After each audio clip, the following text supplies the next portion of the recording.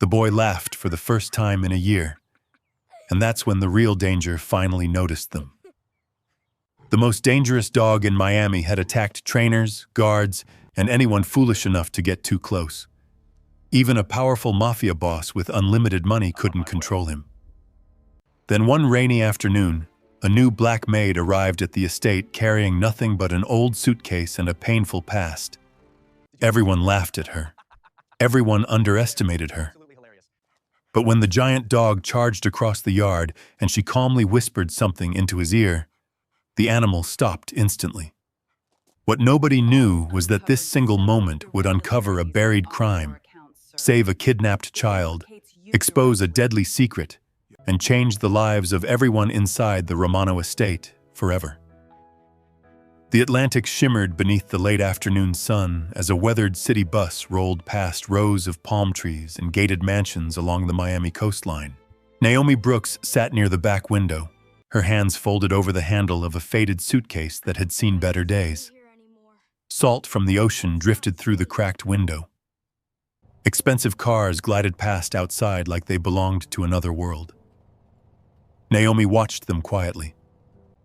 At 52 years old, she had learned that some worlds opened their doors easily, while others demanded proof before allowing you inside. Today, she was headed toward one of those worlds.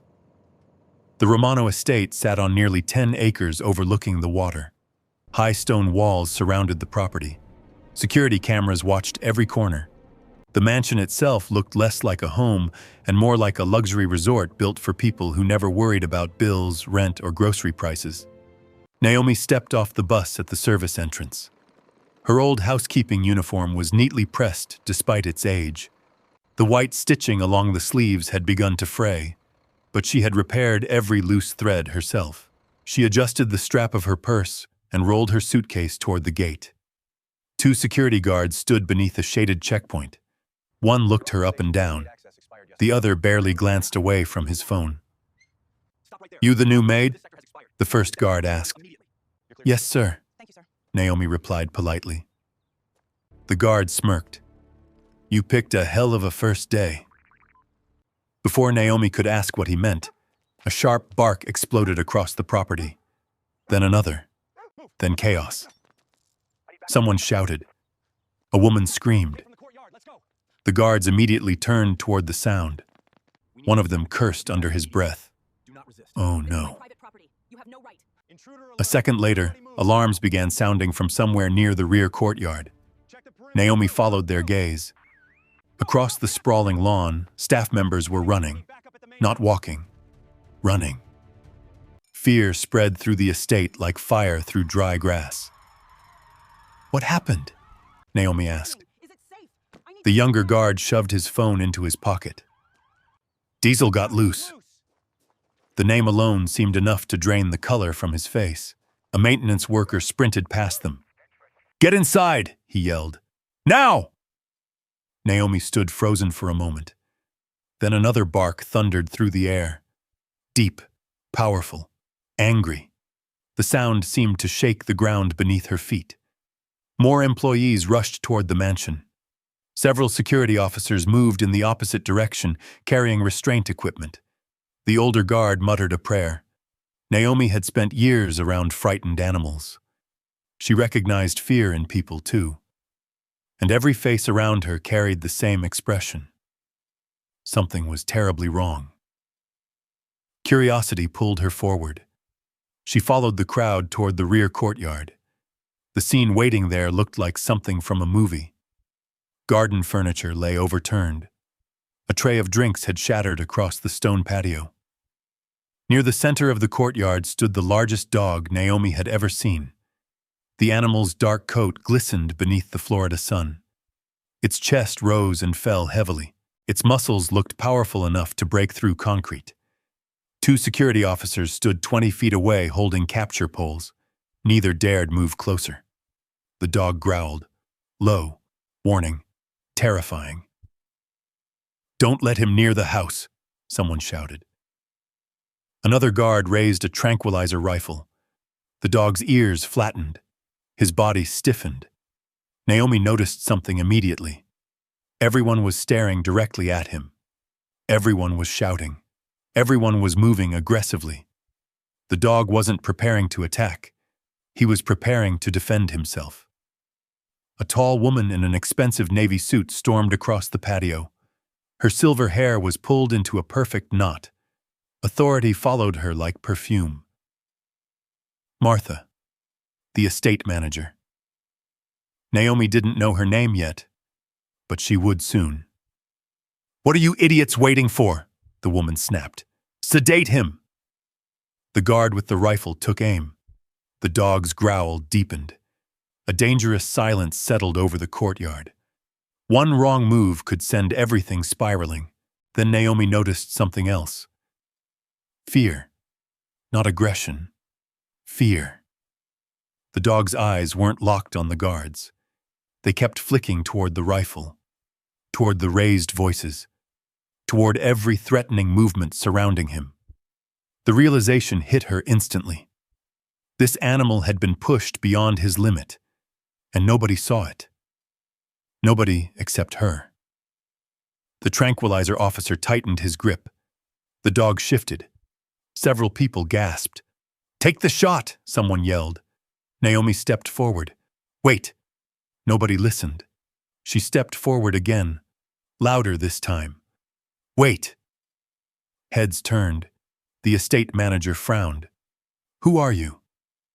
Naomi didn't answer. Her eyes remained on the dog. The courtyard fell strangely quiet. The animal stared at her. His breathing remained fast. His body remained tense, but his eyes changed, only slightly, enough for Naomi to see. Recognition, curiosity, a question. The guards looked horrified as Naomi continued walking. "What is she doing? Somebody stop her! Lady, get back!" But Naomi kept moving. Slowly, carefully, not directly toward the dog, not threatening, not challenging, just close enough.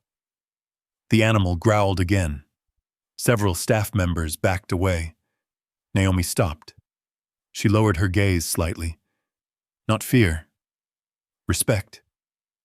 Then she spoke. Her voice was barely above a whisper. Only the dog could hear. "Find the one who needs you." The courtyard froze. For a second, nothing happened. The ocean breeze moved through the palm trees. A fountain trickled nearby. Nobody breathed. Then Diesel blinked. Once. His ears lifted. The growl disappeared. His massive chest relaxed. The tension seemed to drain from his body like water leaving a storm drain. The dog lowered his head. Not in surrender, not in obedience, in peace. An audible gasp swept through the crowd. The guard holding the tranquilizer rifle lowered it without realizing he had done so. Martha stared in disbelief. "What?" Nobody finished the sentence. Diesel took 2 slow steps forward. Naomi remained still. The dog sniffed the air, then calmly walked past her. Not toward the house, not toward the guards, toward a shaded patch of grass near the courtyard wall. He lay down. The giant animal rested his head on his paws and closed his eyes. Silence. Complete silence. The entire estate seemed unable to process what had just happened. 1 minute earlier, everyone had expected disaster. Now the most feared creature on the property looked exhausted, almost sad. The security officers exchanged confused looks. One of them finally spoke. "What did she do?" Another shook his head. "I don't know." Martha slowly turned toward Naomi. Her eyes narrowed. Not with gratitude, with suspicion. Naomi knew that look. She had seen it her entire life. People often became uncomfortable when something challenged their assumptions. And right now, every assumption in that courtyard had just been shattered. Naomi reached for her suitcase. "I believe today is my first day," she said gently.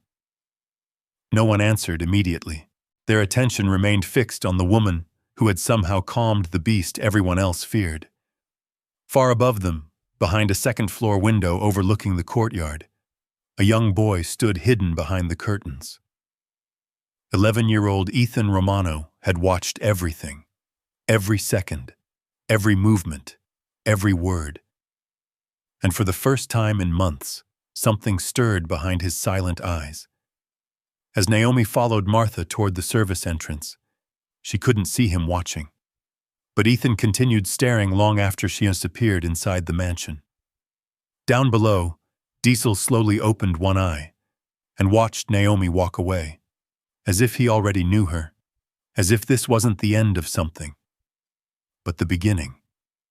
And somewhere inside the vast Romano estate, a question had already begun spreading from room to room. What exactly had the new black maid whispered to the most dangerous dog in Miami? By sunset, every employee on the property had their own version of the story. Some claimed Naomi had used a secret command. Others insisted she must have worked with military dogs. A few even whispered that she had some kind of strange gift. Naomi ignored all of it. She followed Martha through the mansion's service corridor carrying her suitcase, while polished marble floors reflected the warm glow of chandeliers overhead. The place felt less like a home and more like a luxury hotel. Paintings lined the walls. Fresh flowers stood on tables taller than Naomi's granddaughter. Everything smelled expensive. Everything looked perfect. And yet the atmosphere felt cold, very cold. Martha stopped in front of a narrow storage room near the back stairwell. "This is yours." Naomi looked inside. A single bed, a dresser, a small window facing the service driveway. Nothing more. "It's fine," Naomi said. Martha folded her arms. "You start immediately." Naomi nodded. "Of course." Martha looked disappointed by the lack of resistance. Most people argued. Most people complained. Naomi simply listened. The older woman handed her a clipboard. Wine cellar, another page. Storage inventory, another. Dog kennel sanitation. Naomi paused briefly when she saw the last assignment. Martha noticed. "Problem?" "No, ma'am." "Good." The estate manager leaned closer. "And don't get comfortable." Naomi met her eyes. "I didn't come here to get comfortable." For the first time, Martha seemed unsure how to respond. Naomi offered a small smile. Then Martha walked away. The moment she disappeared around the corner, Naomi released a quiet breath. She was tired. The bus ride had taken nearly 2 hours. Her knees ached, her back hurt, but work was work, and work paid bills. She unpacked only one thing from her suitcase. A framed photograph. The picture showed a young black woman smiling beside a little girl with braided hair. Naomi gently placed it on the dresser. Her daughter, and her granddaughter. The only family she had left. The little girl, Maya, was 10 now, too young to understand why medical treatments cost so much. Too young to understand why Grandma kept taking jobs nobody wanted. Naomi touched the frame softly. "I'm trying, baby," she whispered. Then she went to work. The wine cellar occupied nearly half of the mansion's lower level. Rows of imported bottles stretched beneath soft amber lighting. As Naomi dusted shelves, 2 housekeepers entered carrying linens. Both glanced at her. One whispered something. The other laughed. Naomi pretended not to notice. Eventually, the older housekeeper spoke. "You really walked up to Diesel?" Naomi smiled. "I did." The woman shook her head. "You're crazy." "No." Naomi continued wiping a shelf. "I've just met frightened creatures before." The younger housekeeper frowned. Frightened. He almost attacked someone. Naomi looked at her. Sometimes the loudest fear looks like anger. The women exchanged confused glances. Then they left. Naomi returned to work. Hours passed. She cleaned, organized, swept, polished. Nobody thanked her. Nobody introduced themselves. Nobody asked about her life.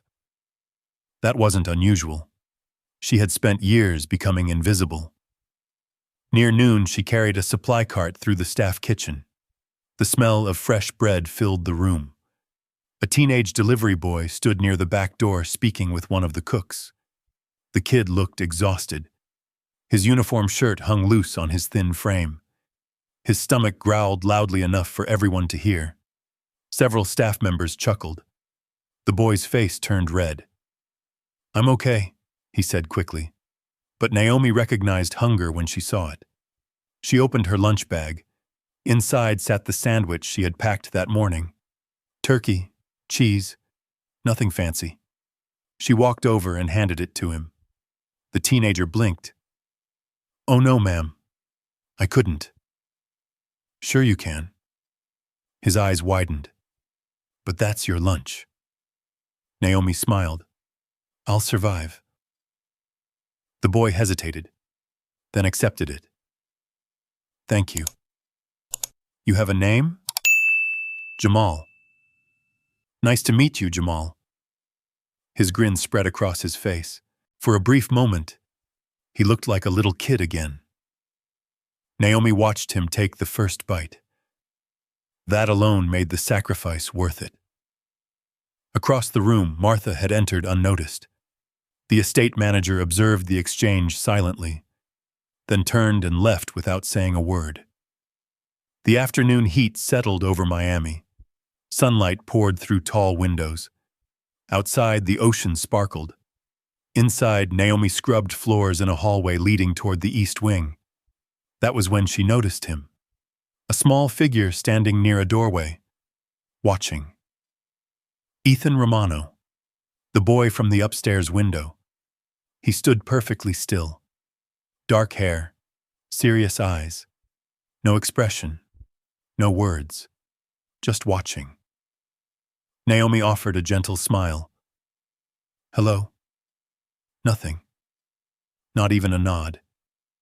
She returned to her work. Several moments passed. Then she noticed he was still there, still watching. She remembered children like him, children carrying wounds too heavy for their age. She didn't ask questions, didn't pressure him. Instead, she sat back on her heels. "You know," she said casually, continuing to clean, "when I was your age, I hated talking to strangers." Silence. "I still do sometimes." Nothing. The boy remained frozen, but he didn't leave. That was enough. Naomi resumed scrubbing. Eventually, Ethan disappeared down the hallway. She smiled to herself. Tiny steps mattered. That evening, as the sun dipped toward the horizon, Victor Romano finally returned home. The arrival felt like a military operation. Black SUVs rolled through the front gates. Security teams moved into position. Staff members straightened immediately. The atmosphere changed. Victor Romano had entered the building. Naomi saw him only briefly. Tall, gray-haired, impeccably dressed. Power seemed to follow him naturally. He crossed the grand foyer while employees stepped aside. For a moment, his eyes landed on Naomi. Recognition flickered there. The woman from the courtyard. The woman who had calmed Diesel. Then he continued walking. No greeting. No acknowledgement. Business first. Everything else later. By nightfall, most employees had gone to their quarters. The mansion grew quiet. Ocean waves crashed softly against the shoreline. Naomi sat alone in her room eating crackers and drinking water. Not much of a dinner, but she had known worse. She glanced at the photograph on her dresser. Thought about Maya. Thought about hospital bills. Thought about how many months of work this job might provide. Then a distant sound drifted through the open window. A bark. Not angry, not violent, just one bark. Diesel. Naomi stood. Something in the sound felt different, almost lonely. She slipped on a light sweater and quietly left her room. Outside, warm night air wrapped around the estate. Palm trees swayed beneath moonlight. Most lights had been switched off. The kennel building sat near the far edge of the property. When Naomi arrived, she found Diesel lying inside his enclosure. The giant dog lifted his head immediately. Neither moved. Neither spoke. For a long moment, they simply looked at one another. Then Naomi dragged a plastic chair a few feet from the enclosure and sat down. No commands, no treats, no expectations. Just presence. The dog watched carefully. Minutes passed. A breeze rustled through the palms. Somewhere beyond the estate walls, distant traffic hummed across Miami streets. Diesel slowly lowered his head. Naomi smiled. That's right. The dog's eyes never left her. Far above them, hidden behind a second-floor window, Ethan Romano watched once again. And for the second night in a row, he saw something nobody else in the mansion seemed to understand. The dog wasn't afraid of Naomi, and Naomi wasn't afraid of the dog. Somehow, they were healing something in each other. As the moon climbed higher over the ocean, Ethan pressed his forehead against the glass. Then, for the first time in many months, he stayed there, smiling, ever so slightly. And down below, Diesel let out a long, quiet sigh, before resting his head on his paws beside the woman everyone still believed was nothing more than a maid. Neither Ethan nor anyone else knew it yet. But this silent routine was about to change everything. The next evening, Miami disappeared beneath a curtain of rain. Dark clouds rolled in from the Atlantic before sunset, turning the sky the color of wet steel. Palm trees bent beneath the wind. Water streamed down the mansion's enormous windows and gathered in shining rivers along the stone pathways. Inside the Romano estate, life continued as usual. The chefs prepared dinner. Security teams rotated shifts. Staff hurried through hallways carrying trays, towels, and paperwork. But in the kennel building at the far edge of the property, something unusual was happening. Diesel was waiting. The giant dog lay near the front of his enclosure, his head resting between his paws. Every few moments he lifted his eyes toward the door, as if expecting someone, as if listening. At precisely 8 o'clock, the door opened. Naomi stepped inside carrying nothing except a folding chair. No food, no leash, no treats, no commands. The dog's ears lifted immediately. The old fluorescent lights hummed softly overhead. Rain tapped against the metal roof. Naomi placed the chair in exactly the same spot as the night before. Then she sat down. Neither spoke. Neither moved. The silence between them felt strangely peaceful. For nearly 10 minutes, Diesel simply watched her. His eyes no longer carried the wild panic she had seen on her first day. There was still caution, still uncertainty, but not fear. Naomi folded her hands in her lap. You had a hard life, didn't you? The dog blinked. She smiled faintly. You don't have to tell me. Another gust of wind rattled the building. Rain hammered harder against the roof. Outside, thunder rolled somewhere over the ocean. Diesel lowered his head again. The moment was so quiet that Naomi almost missed the sound. A floorboard creaked, very softly, near the doorway. Naomi looked up. A small shadow stood partially hidden behind a stack of storage crates. Ethan. The boy froze when she noticed him. For a moment, Naomi thought he might run away. Instead, he stayed exactly where he was. She pretended not to notice. Children carrying grief often retreated when adults pushed too hard. So Naomi returned her attention to Diesel. The boy remained, watching, listening, learning. Minutes passed. Eventually, Naomi reached into her sweater pocket and removed a small paperback novel. The cover was worn, Several pages were bent. She opened it and began reading quietly. Not to Ethan, not even to Diesel, just reading. The sound of her voice blended with the rain, gentle, steady, comforting. The giant dog slowly closed his eyes. Near the doorway, Ethan took one hesitant step forward, then another, and another. By the time Naomi finished the chapter, he stood only a few feet away, still silent, still cautious, but closer than before. Naomi closed the book. "You can sit if you want." No response. She nodded. Or not. The boy glanced at Diesel, then at the empty chair beside Naomi. Finally, after several long seconds, he sat on the concrete floor.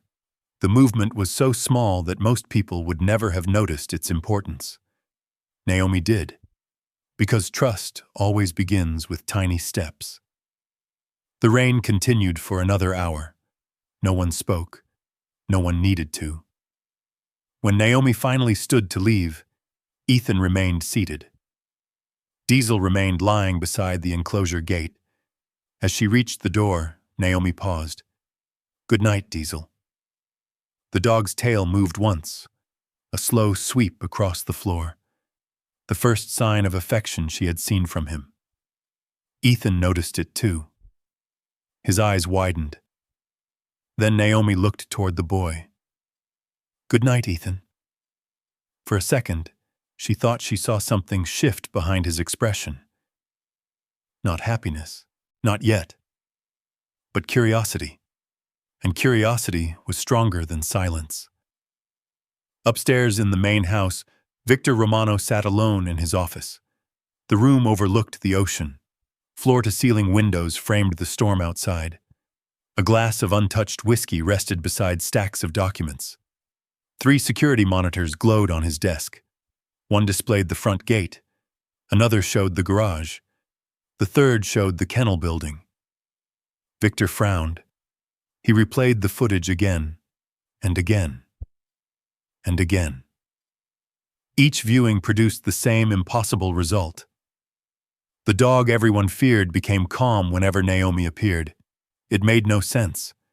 6 professional trainers had failed. Behavior specialists had failed. Veterinarians had failed. Yet a maid somehow succeeded without equipment, without force, and without effort.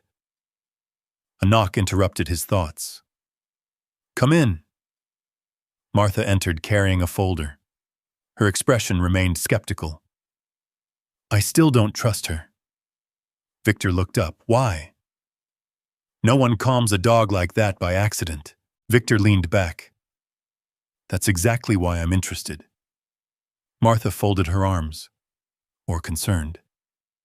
Victor studied the monitor again. On screen, Naomi sat reading while Ethan watched from nearby. Something else caught his attention. Ethan. The boy almost never left his room after dark, yet there he was, in the kennel, near Diesel, near Naomi. Victor stared quietly. His grandson hadn't willingly spent time around another adult in months, not since his daughter died, not since the world had broken something inside him. Yet somehow, Ethan kept returning. Victor felt a faint spark of hope, dangerous hope, the kind that hurt when it disappeared. "Keep an eye on her," he finally said.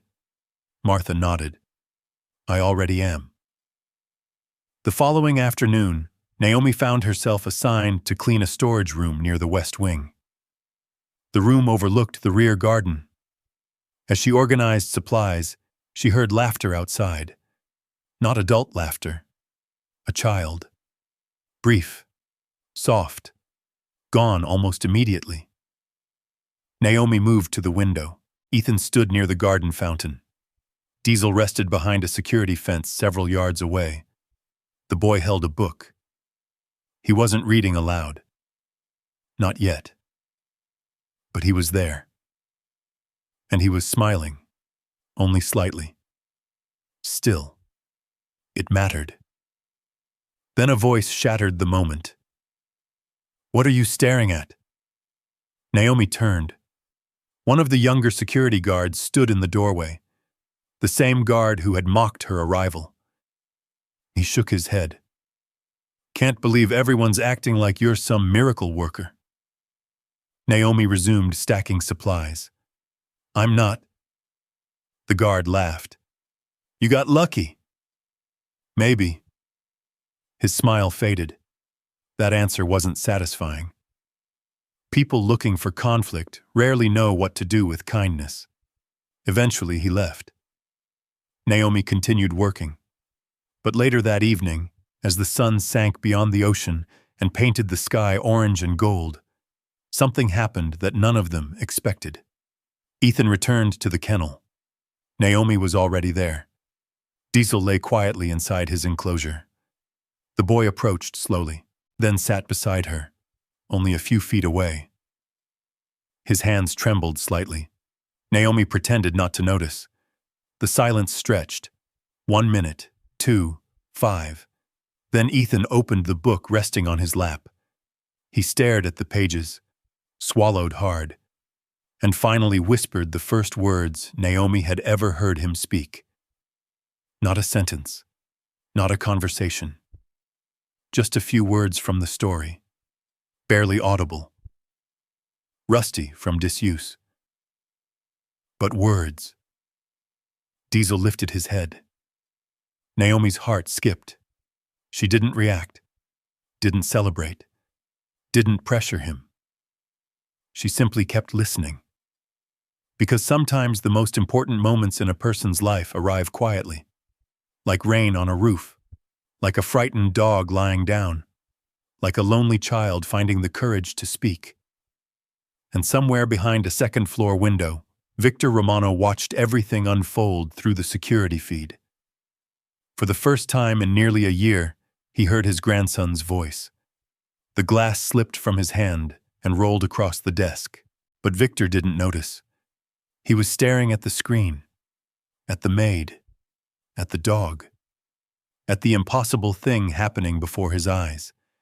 And for the first time since Naomi Brooks arrived at the estate, Victor Romano decided he needed answers.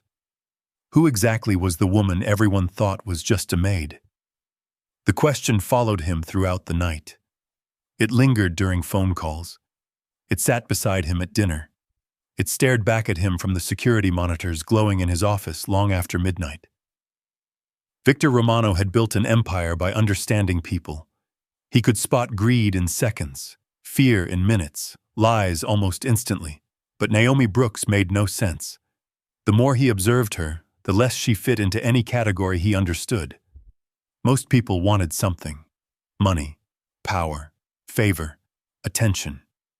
Naomi asked for none of it. Yet somehow, within days of arriving, she had accomplished something that years of specialists had failed to do. Not only with Diesel, but with Ethan. Victor leaned back in his leather chair and replayed the security footage once more. The image wasn't dramatic. No miracle. No grand speech. Just a woman sitting quietly beside a dog while a broken little boy listened. And somehow, that had mattered. The next morning dawned bright and clear. The storm had passed. Sunlight sparkled across the Atlantic. Palm trees swayed gently in the warm breeze. From her small room near the service wing, Naomi woke before sunrise.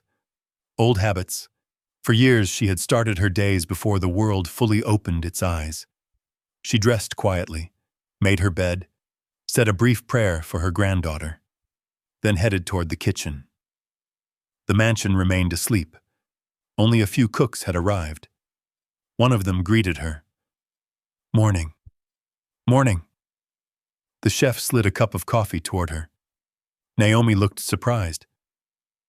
"I didn't order this. You helped Jamal." The chef shrugged. "He told everybody." Naomi smiled. "Thank you." The chef nodded and returned to work.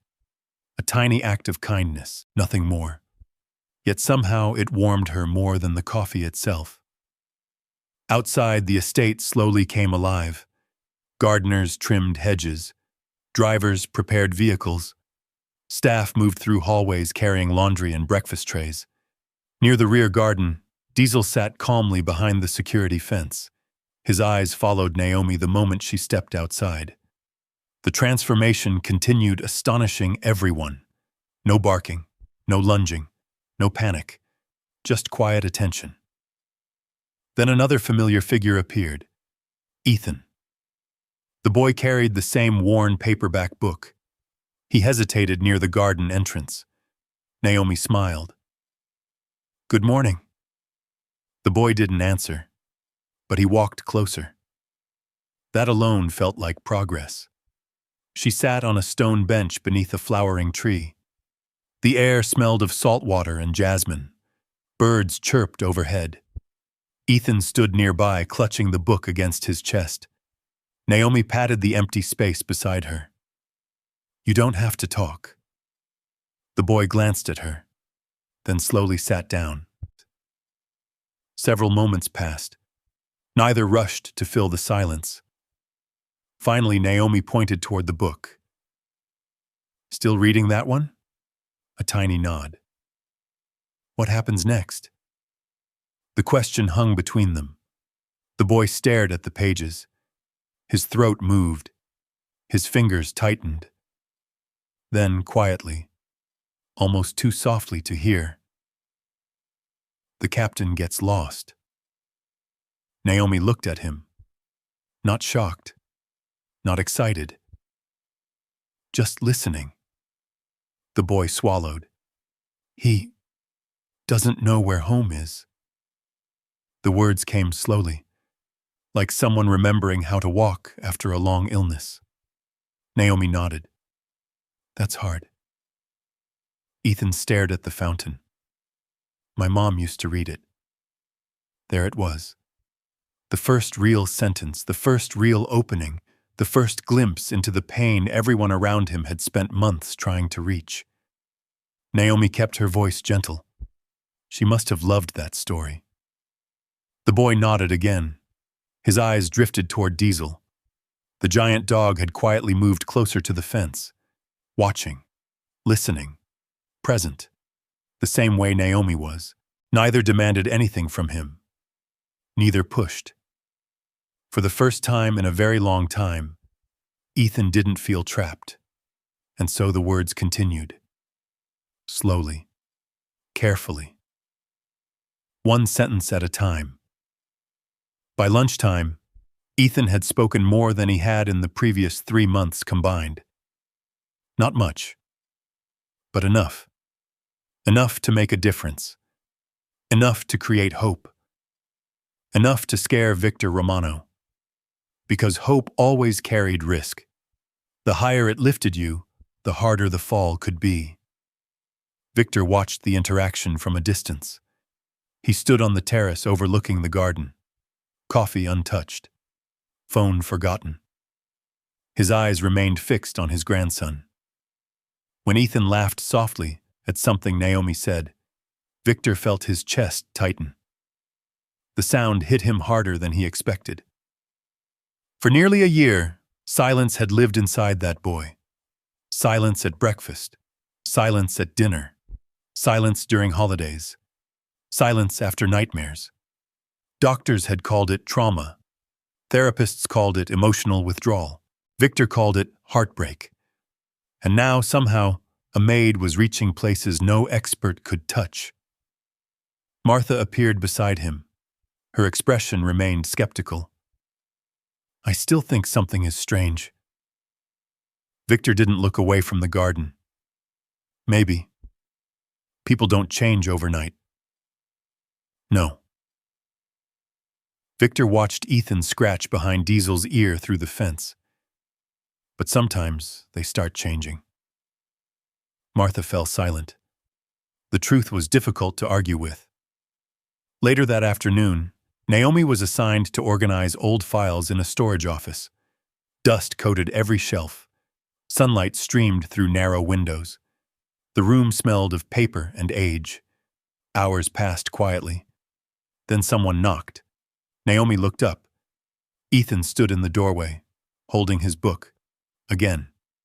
She smiled. "Hello." The boy entered. Slowly. "I finished it."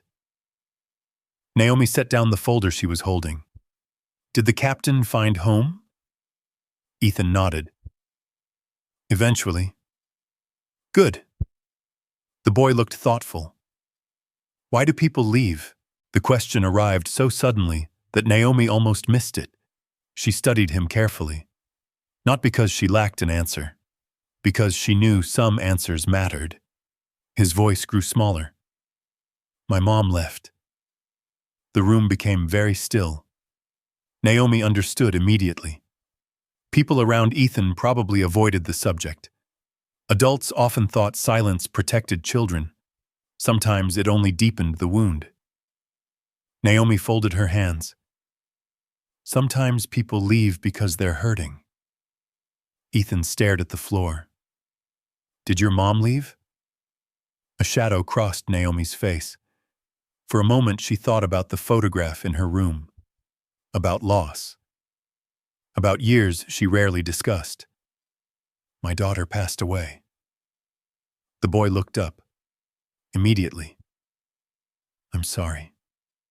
The sincerity in his voice surprised both of them. Naomi smiled softly.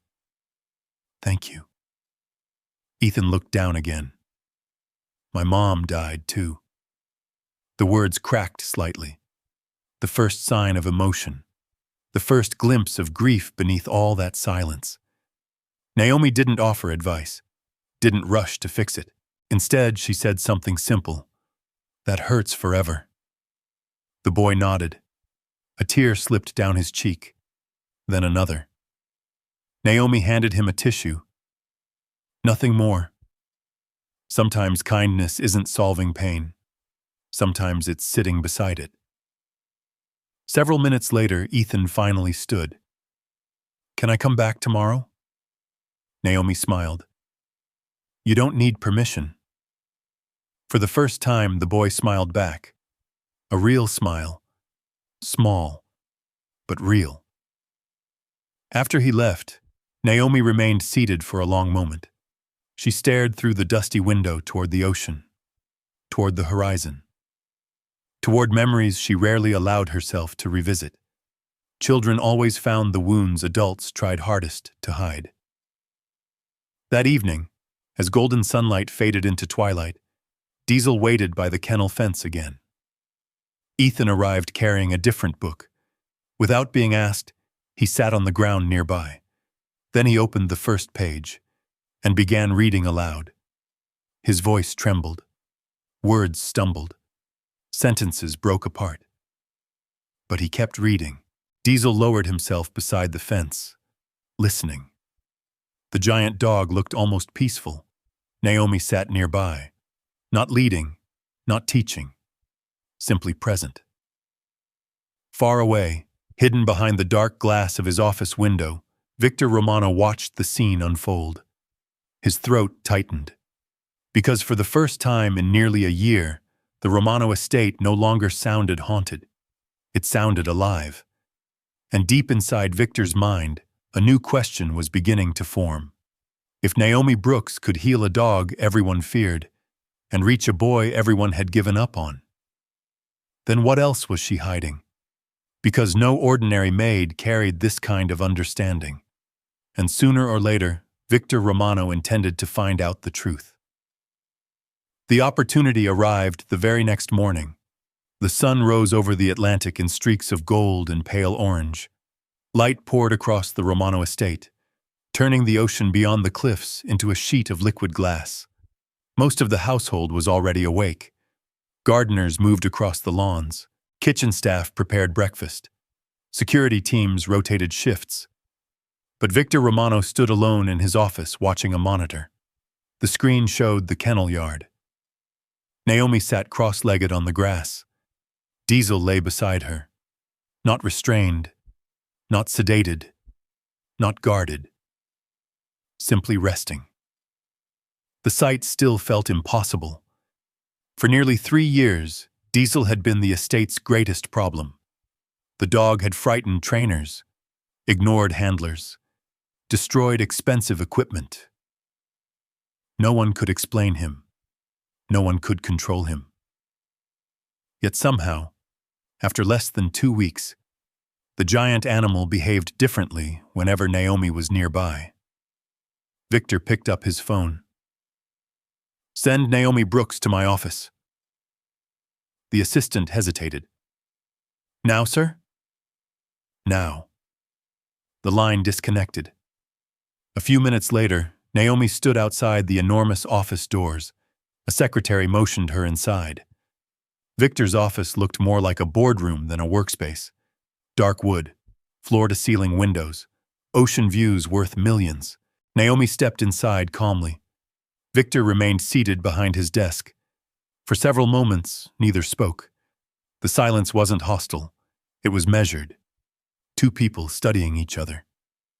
Finally, Victor gestured toward a chair. "Sit." Naomi sat. Victor folded his hands. "You've worked here 11 days. "Yes, sir. My grandson has spoken more in those 11 days than he did in the previous 11 months. Naomi remained quiet. "My dog hasn't growled at anyone in nearly a week." Still silence. Victor leaned forward. "Who are you?" The question hung in the room. Naomi looked toward the ocean, then back at Victor. "I'm Naomi Brooks." Victor almost smiled. "No." His eyes sharpened. "I know your employment file." He slid a folder across the desk. "It says you've worked as a housekeeper, hotel cleaner, nursing home attendant, and kitchen assistant." Naomi glanced at the folder. And none of those jobs explain what I'm seeing." Victor pointed toward the monitor showing Diesel. "That dog has been evaluated by some of the best specialists money can buy." He paused. "They failed." His gaze remained fixed on her. "You didn't." The room fell quiet again. Naomi lowered her eyes briefly. Not from fear. From memory. The kind of memory that still hurt. Victor noticed. For the first time, the woman seemed tired. Not physically. Emotionally. Like someone carrying a weight no one else could see. Before she could answer, another voice entered the conversation. A knock. Then the office door opened. Dr. Richard Collins stepped inside. The estate veterinarian. A tall man in his 60s with silver hair and wire-rimmed glasses. Victor nodded. Perfect timing. The veterinarian approached, then stopped. His eyes landed on Naomi. Something changed immediately. Recognition, confusion, disbelief. He stared, then stared harder. "Wait." Naomi's expression tightened. The doctor took another step. "No," Victor frowned. "You know her?" The veterinarian looked from Victor back to Naomi. Then everything clicked. "Oh my God." The room grew still. Victor slowly stood. "What?" Dr. Collins looked genuinely stunned. "You don't know who this woman is?" "No." The veterinarian laughed softly. Not because it was funny, because he couldn't believe what he was seeing. "Victor." He pointed toward Naomi. "She's not a maid." Naomi closed her eyes briefly, as if she'd hoped this moment wouldn't come. Victor's expression hardened. "What are you talking about?" Dr. Collins looked at her. "You want to tell him?" Naomi remained silent. The veterinarian finally answered himself. "This is Dr. Naomi Brooks." The words landed heavily. Victor didn't react immediately. Neither did Martha, who had just entered the office carrying paperwork. Both stared. Dr. Collins continued. "One of the most respected animal behavior specialists in the Southeast." Now the room was completely silent. Victor blinked. Once. twice. Excuse me? Dr. Collins sat down, still looking astonished. I attended conferences with her years ago. He pointed toward Naomi. People traveled across the country to learn from her. Victor looked at Naomi again. Really looked. Not as a maid, not as an employee, as a mystery suddenly beginning to make sense. The veterinarian continued. She specialized in rehabilitation. Victor frowned. Rehabilitation? Traumatized dogs. Dr. Collins nodded. Aggressive dogs. Abuse cases. Fighting rescues. His voice carried genuine admiration. Animals other specialists gave up on. Victor slowly sat back down. His gaze never left Naomi. Is that true? Several long seconds passed. Finally, Naomi nodded. Yes. The single word felt enormous. Victor stared. Martha stared. Neither knew what to say. Dr. Collins laughed again. I knew I recognized you. Naomi offered a small smile. It's been a long time. The veterinarian nodded. Too long. Victor glanced toward the monitor, toward Diesel, toward everything suddenly making sense. Then explain something. Naomi waited. Why are you cleaning floors? The question cut deeper than he intended. A shadow crossed her face. The smile disappeared. The office seemed quieter somehow. Even the ocean beyond the windows looked still. Naomi folded her hands. Years of grief settled behind her eyes. The room sensed it instantly. Dr. Collins lowered his gaze, as if he already knew the answer. Victor remained silent, waiting. Finally, Naomi spoke. I had a center. Her voice was soft. A rehabilitation center in Georgia. Victor listened carefully. It wasn't large. A faint smile touched her lips, but it mattered. Images surfaced in her memory. Dogs running through fields, volunteers laughing, sunny afternoons. Purpose. Hope, she continued. We took cases other places wouldn't accept. The veterinarian nodded. I remember. Naomi looked out the window. There was a fire. The room fell still. No one interrupted. No one moved. A bad one. Her voice grew quieter. My husband went back inside. Victor's expression changed. Immediately. He didn't come out. Silence. Heavy. Painful. Real. Martha lowered her eyes. Dr. Collins looked toward the floor. Victor remained motionless. Naomi continued. The insurance company denied the claim. Her voice sounded distant now, like someone describing another life. Everything disappeared. The center, the business, the future, the identity she had spent decades building. All gone. Victor finally understood. Not completely, but enough. For the first time since meeting Naomi Brooks, he saw something beyond competence. Loss. The kind that changes a person forever. No one spoke for nearly a minute. Then Victor quietly asked, And after that? Naomi smiled sadly. I cleaned houses. The simplicity of the answer somehow made it hurt more. Dr. Collins shook his head. People still talk about your work. Naomi looked surprised. They do? Of course. The veterinarian smiled. You changed a lot of lives. For a moment, emotion flickered across her face, then disappeared. Years of survival had taught her not to expect kindness. Victor leaned back.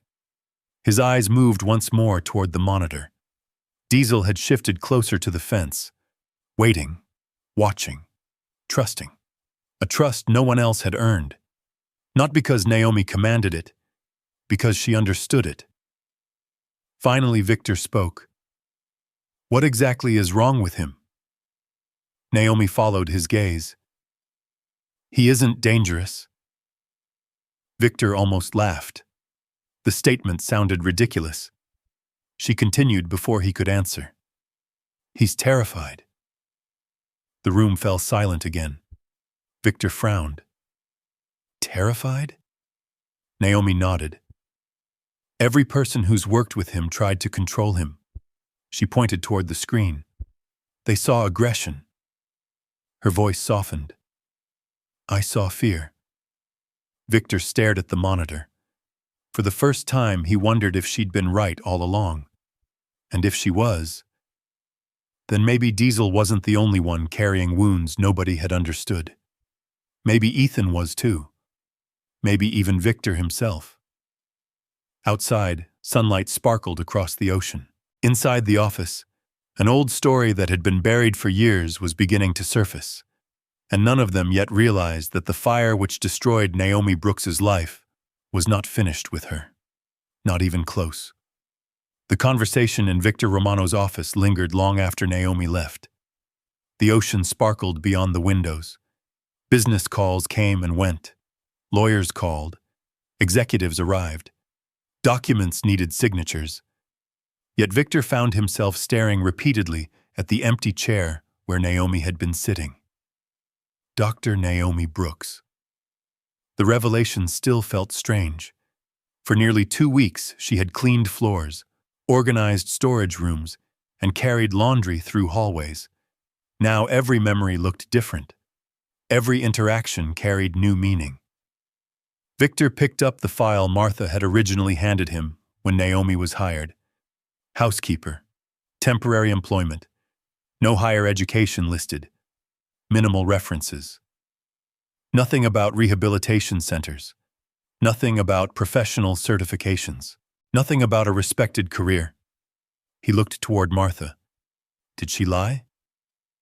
Martha stood near the bookshelf. No. Victor raised an eyebrow. Then how did this happen? Martha thought carefully. She didn't lie. Victor waited. She simply never volunteered the information. The answer irritated him because it was true.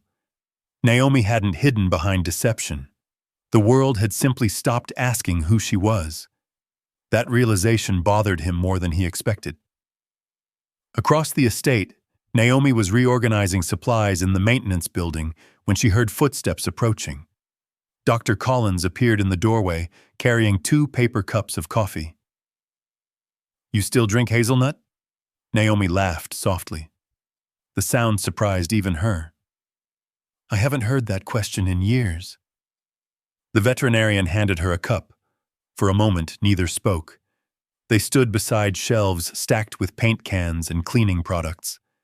A strange setting for 2 former colleagues. Dr. Collins shook his head. You disappeared. Naomi looked down at the coffee. I know. People looked for you. That caught her attention. They did? Of course. He smiled sadly. Do you know how many young specialists studied your work? Naomi looked genuinely surprised. The veterinarian laughed. See? That's exactly the problem. What? You never understood how respected you were. The words landed somewhere deep inside her, a place she rarely visited anymore. For years, survival had replaced ambition. Paying bills had replaced purpose.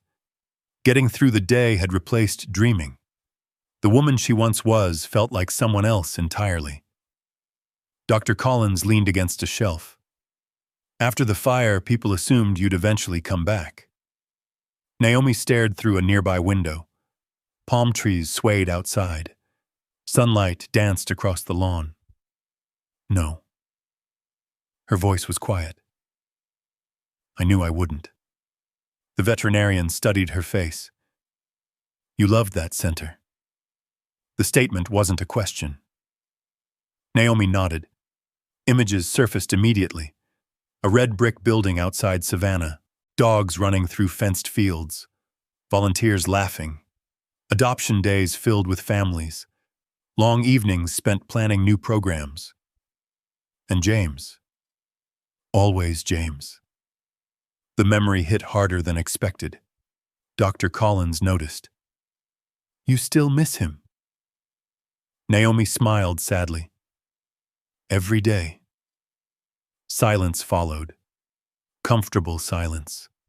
The kind shared by people who understood grief. Eventually, the veterinarian spoke again. You know what I remember most? Naomi looked at him. The way you sat with difficult animals. A small smile appeared. Dr. Collins continued. No yelling, no force, no pressure. He chuckled. Just patience. Naomi lowered her eyes. Most creatures don't need fixing. What do they need? She looked toward the distant kennel yard. Someone willing to stay. The words lingered in the room. Dr. Collins nodded slowly. That afternoon, Ethan arrived at the kennel carrying 2 books instead of 1. Diesel immediately moved toward the fence when he saw him. The giant dog's transformation continued astonishing everyone. Security officers now stopped by simply to watch. Gardeners found excuses to work nearby.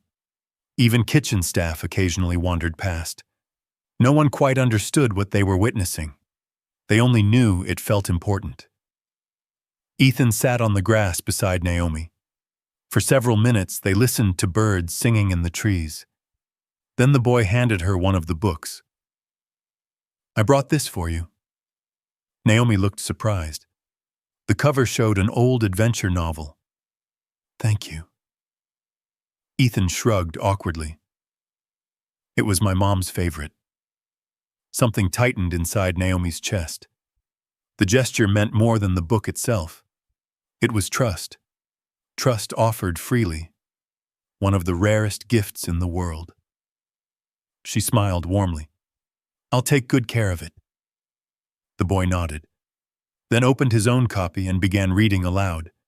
His voice still stumbled occasionally, but every day it grew stronger. Every day the silence retreated a little further. Diesel settled beside the fence, listening, watching, healing. Later that evening, Victor joined them. Not officially, not as the owner of the estate, just as a grandfather. He stood several yards away, pretending to check messages on his phone. Naomi noticed immediately. So did Ethan. Neither said anything. The boy continued reading. The dog continued resting. Victor remained where he was, listening, for nearly 30 minutes. At one point, Ethan laughed at a line in the story. A real laugh. Not forced, not polite. Genuine. Victor closed his eyes briefly. For a second, emotion threatened to overwhelm him. The sound carried him backward through time, back before the funeral, before the silence, before everything changed. Naomi noticed the expression on his face. She understood it immediately. Parents and grandparents all shared the same look when they witnessed a piece of someone returning. Hope mixed with fear, joy mixed with caution. Because healing never arrived all at once. It arrived in moments, and moments could disappear. As twilight settled across the estate, Ethan closed his book. The sky glowed orange and purple above the ocean. For a while, nobody moved. Then Ethan surprised them. Grandpa? Victor looked up instantly. The single word felt enormous. Yes? The boy hesitated, then asked quietly, Can Diesel come inside someday? Silence. Even the waves seemed to pause. Victor swallowed. Ethan had spoken directly to him. Not just spoken, asked, connected. The distance between them suddenly felt smaller. Victor smiled. We'll see. It wasn't much, but it was enough. That night, long after the household had gone quiet, Naomi sat alone in her room. The old photograph rested on the dresser. Beside it now sat Ethan's book. She picked up the frame. Her daughter's smile looked exactly as she remembered. Warm, kind. Gone too soon. A familiar ache settled into her chest. The ache never truly disappeared. It only learned to live beside everything else. A soft knock interrupted her thoughts. Naomi opened the door. Martha stood in the hallway. For a moment, neither woman spoke. The estate manager looked uncomfortable, which was unusual. Martha rarely appeared uncomfortable. Finally, she cleared her throat. The boy. Naomi waited. He talks more with you. A statement, not a question. He's trying. Martha nodded. Silence stretched. Then she surprised Naomi. Thank you. The words sounded foreign coming from her, as though she wasn't used to saying them. Naomi smiled. You're welcome. Martha hesitated again, then left. The exchange lasted less than a minute, yet it felt significant. Another tiny shift, another small crack in an old wall. Across the estate, Victor remained awake long after midnight. He sat in his office reviewing old records. Not business records, personal ones, news archives, conference publications, professional journals, anything mentioning Naomi Brooks. The deeper he searched, the more astonishing the picture became. Award nominations, published research, successful rehabilitation cases, interviews, recognition from major veterinary organizations. Dr. Naomi Brooks had once been one of the most respected names in her field. Victor leaned back slowly. He thought about the woman cleaning storage rooms, the woman giving away her lunch, the woman sitting in the rain beside a frightened dog, the woman helping his grandson find his voice again. And a question formed in his mind. Not about her past. About himself. How many people had he dismissed because he only saw their job title? The thought made him uncomfortable. Outside, waves rolled endlessly against the shore. Far beyond the estate walls, Miami glittered beneath the night sky. And somewhere in the darkness, unknown to everyone at the Romano estate, a man named Leon Graves sat inside a luxury penthouse overlooking Biscayne Bay. A television played quietly in the background. Security reports covered a glass table. Photographs lay scattered beside them. One image showed Victor Romano. Another showed Ethan. A third showed Diesel. Leon picked up the photograph of the dog. His expression darkened. A man standing nearby spoke carefully. Our contact says the dog isn't acting the same anymore. Leon frowned. What does that mean? The man hesitated. They say someone fixed him. Leon stared at the photo.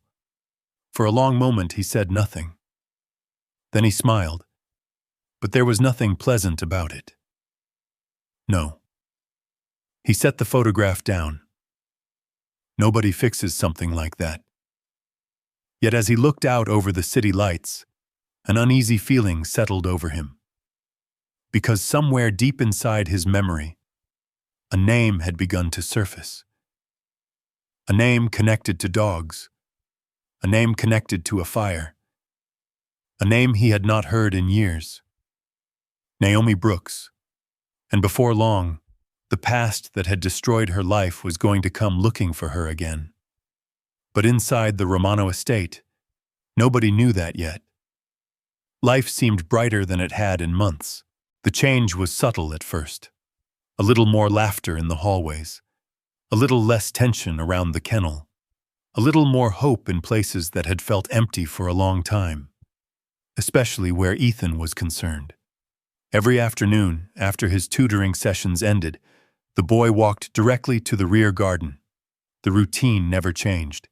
Book in hand, Diesel waiting nearby, Naomi sitting beneath the shade of the old banyan tree overlooking the ocean. Some days Ethan read aloud. Some days he simply sat quietly. Either way, he came, and every day his voice grew stronger. One Thursday afternoon, he finished an entire chapter without stopping. When he looked up, Naomi smiled. "You're getting good." Ethan shrugged. "I'm reading. You're speaking." The boy thought about that, then glanced toward Diesel. The giant dog rested nearby with his head on his paws. Peaceful, calm, nothing like the animal who had terrified the estate weeks earlier. Ethan reached down and scratched behind Diesel's ear. The dog leaned gently into the touch. "He's different." Naomi nodded. "Yes. Because of you." Naomi looked out toward the ocean. "No." Ethan frowned. "But you helped him. I listened to him." The boy considered that. "What does that mean?" Naomi smiled softly. "It means most people were trying to tell him what to do." She looked at Diesel. "I wanted to understand why he was afraid." The answer lingered. Ethan didn't fully understand. But part of him did. Because nobody had tried to understand his silence either. They only wanted it to disappear. A few hundred feet away, Victor Romano stood on the terrace watching. As usual. He watched almost every afternoon now. Not because he distrusted Naomi. Quite the opposite. The more he observed her, the more fascinated he became. She never pushed, never demanded, never forced. Yet somehow she changed everything around her. People relaxed when she entered a room. Employees smiled more. Even Martha seemed less sharp than before. And Ethan, Victor's chest tightened as he watched his grandson laugh quietly at something Diesel did. That laugh still felt miraculous. The office door behind him opened. Martha stepped outside carrying a folder. Victor didn't look away from the garden. "What is it?" "Security reports." Victor accepted the folder. Martha hesitated, then spoke carefully. "The men have concerns." That got his attention. He turned. "What kind of concerns?" "The dog." Victor frowned. "What about him?" Martha opened the folder. Several reports sat inside. Written by security personnel, training supervisors, former handlers. Victor skimmed them. His expression darkened. The reports all said essentially the same thing. Diesel was becoming less aggressive, less reactive, less intimidating. Martha folded her arms. "The security team thinks he's losing his edge." Victor looked toward the garden again, toward Ethan, toward Naomi, toward Diesel. The giant dog was lying beside a child reading a novel. Nothing about the scene looked threatening. Maybe that's a good thing. Martha remained quiet. Victor continued reading. One report stood out. It came from the head of security.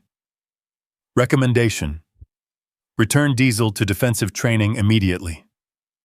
Victor closed the folder. Later that afternoon, he made a decision. A decision that would create the biggest conflict Naomi had faced since arriving. He asked her to meet him in the kennel yard. The sun hung low over the water. Orange light painted the grass. Diesel sat calmly near the fence when Naomi arrived. Victor waited beside a patio table. No assistants, no security staff, just the two of them.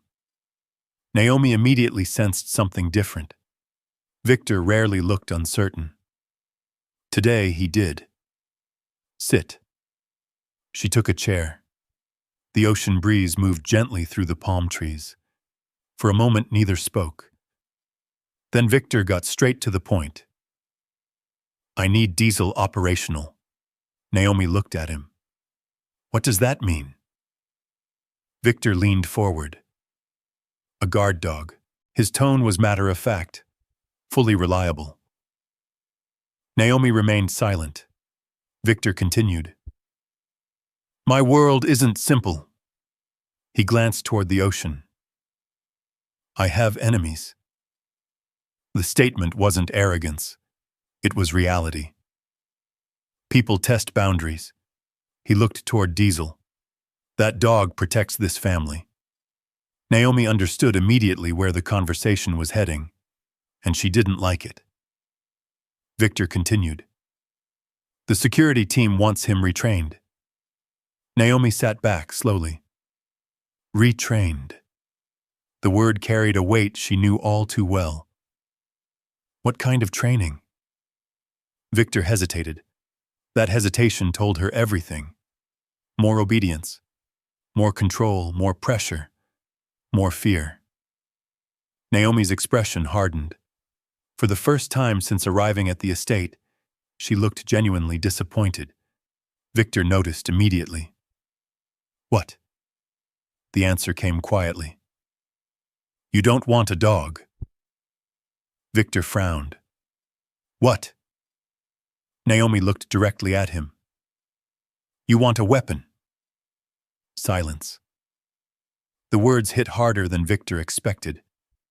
The ocean breeze seemed to stop. Even the gulls overhead sounded distant. Victor stared at her. Nobody spoke to him like that. Nobody. Not lawyers. Not executives. Not former partners. Certainly not employees. Yet Naomi's voice held no anger, no disrespect, only truth. And somehow that made it harder to dismiss. Victor crossed his arms. He's a security animal. No. Naomi shook her head. He's a living creature. Victor's jaw tightened. And my family depends on him. Naomi pointed toward Diesel. That dog spent years believing the world was dangerous. Her voice remained calm. Now he's finally learning that it isn't. Victor looked away. Naomi continued. If you force him back into fear, he'll survive. She paused. But he won't heal. The words lingered between them.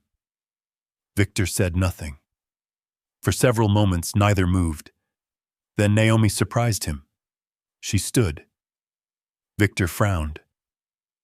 Where are you going? Naomi looked toward the kennel, then back at him. I'm going to make this simple. Her voice remained steady. No shock collars. Victor blinked. No intimidation. Another pause. No punishment.